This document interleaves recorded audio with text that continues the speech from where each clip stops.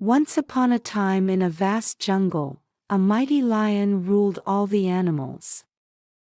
He was strong but very greedy. Every day, he demanded one animal to come to him for his meal.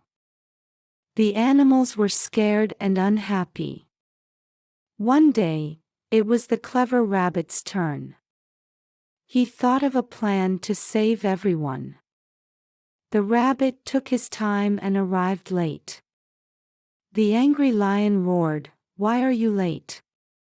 The rabbit replied, "I met another lion who claims he is stronger than you."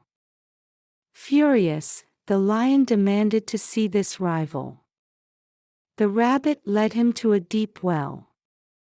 The lion looked inside and saw his own reflection. He thought it was another lion and roared. The reflection roared back. In his rage, the lion jumped into the well to attack, but he drowned. The rabbit returned to the other animals and told them what happened. They all cheered and lived happily ever after, free from the greedy lion.